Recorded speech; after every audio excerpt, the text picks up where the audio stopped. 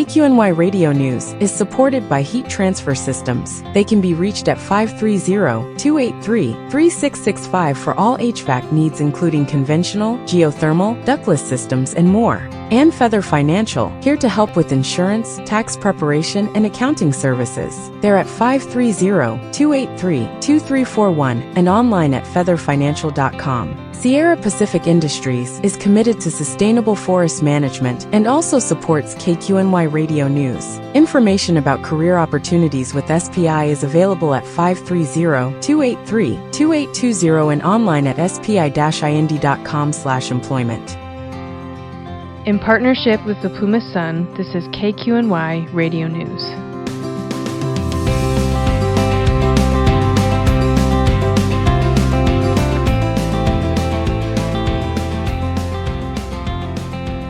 Thanks for joining us. This is Tommy Miles. There are serious issues in the Treasurer Tax Collector's Office regarding property tax sale notifications, and the City of Portola is looking into establishing a community forest. Those stories and more on this edition of KQNY Radio News.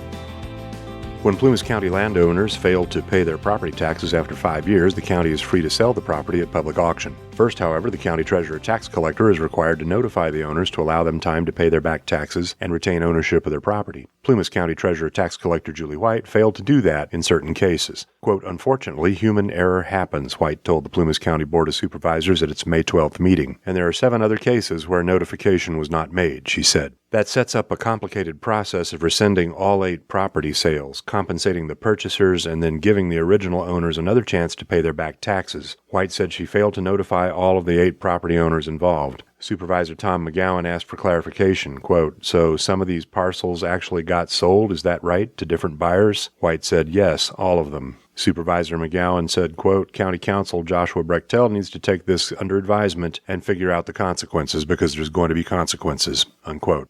Under the California Revenue and Taxation Code, Section 3731, the tax collector must send a notice to the property owner before including it in an auction for failure to pay taxes. If the process is not followed properly, the sale can be declared void and rescinded. That typically requires the county to record a rescission. The state code is explicit about the steps required if a tax deed was recorded but the sale was invalid, for example, when proper notice was not given. The sale can be rescinded by the Board of Supervisors with the written consent of the purchaser. To record rescissions for all 8 properties, White said she must ask the Board of Supervisors to rescind the tax sales. The prior owner then has time to pay the taxes on their property, which if they don't do, the property will be sold at auction, White explained. White has several notification steps to complete before she can formally ask the supervisors to approve rescinding the property sales. In an unrelated issue involving the Treasurer Tax Collector's Office, the County Counsel's Office has declined to make a change in the June 2nd Plumas County ballot, requested by Christopher Bakes, a Sacramento attorney who has previously represented White. Bakes questioned Catherine Clift Club's qualifications under a California Government Code section. He asked Brechtel to advise the county registrar of voters that Club does not meet the eligibility standards and direct that her name be removed from the ballot.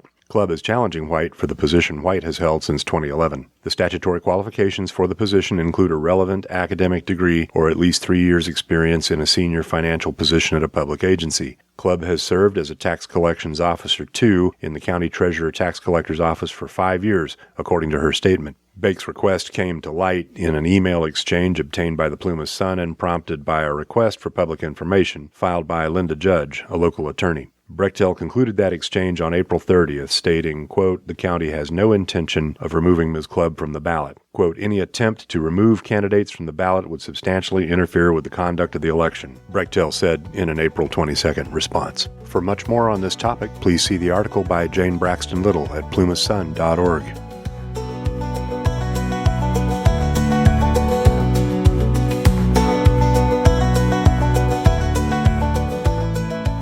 Eastern Plumas Health Care announces that strategic planning has paid off and Medicare cuts are not a threat to the hospital's operations. EPHC CEO Doug McCoy shared the hospital's position as a follow-up to a video message shared earlier this year. Last year, McCoy discussed Medicare cuts in the House of Representatives in a conversation with Dr. Paul Swanson. Unlike many rural hospitals that are at a high risk of closing, EPHC is thriving, said McCoy.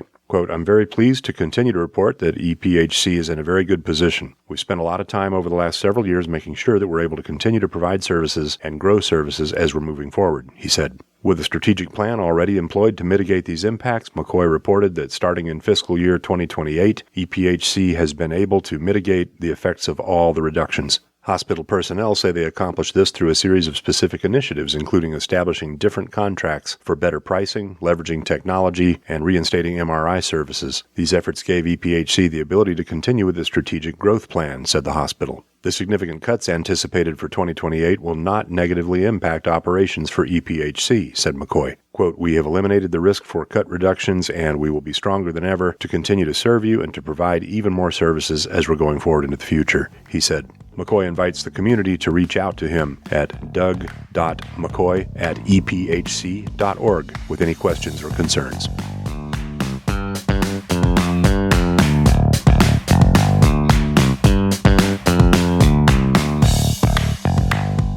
And more news from eastern Plumas County. There's a question before the city of Portola regarding whether it should accept a donation of 585 acres of land to establish a community forest. At a recent city council meeting, council members heard public comment as well as a presentation by project organizer Linda Judge of Plumas Sierra Partners and Shelton Douthit, the conservation director at Feather River Land Trust. The decision focused on a 525-acre tract of land north of Portola with a complicated history. The property was formerly slated for a 225-acre asphalt plant and mine under the ownership of Hat Creek Construction and Materials based in Burney. The possibility of a mine in Portola's backyard resulted in a surge of public opposition in 2021. 5 years later, after working with the Land Trust, consulting with the city attorney, and engaging in public outreach, Plumas Sierra Partners brought its current proposal to the city of Portola. The land would be donated to the city for use as a community forest. The property would be subject to low-impact uses for public benefits, such as non-motorized trails, wildlife habitat conservation, and scenic recreation. The parcel is adjacent to the City of Portola landfill and is the location of an old decomposed granite quarry. Reclamation of the quarry area is nearing completion, according to Plumas Sierra Partners. Judge told the council she and Stewart had arranged for grading, soil replacement, and waterway restoration, including retention ponds and replanting, which has all been completed. They've also maintained the property's access roads. The area is mostly forested and zoned agricultural preserve and general forest. It's currently under a Williamson Act contract, which allows the property to be valued as an agricultural economic unit for at least 10 years. These kinds of contracts usually result in a reduction in taxable value and thus annual property taxes, according to the Plumas County Assessor's Office. The current property taxes on the parcel total $1,600 per year. The presenters said fuel reduction activities on about 200 acres were completed last year, including mechanical thinning, mastication, removal of ladder fuels, and selective tree removal. This increases fire safety for the city of Portola, they said. They pointed out that merchantable timber may be available at some point in the future. For much more on this topic, including many photos and a video, please see the article by Ingrid Burke at plumasun.org. And that's it for this edition of KQNY Radio News. Thanks for listening. We'll see you again soon. This program is a production of KQNY Community Affairs Programming, and it's powered by the Plumas Sun, a group of Plumas County journalists and organizers committed to providing high-quality, objective coverage of local news. The Plumas Sun and KQNY both depend on community support, so please consider helping us out by going to KQNY919.org and plumasun.org and making a donation. Thank you for helping to keep local news on the web and on the air.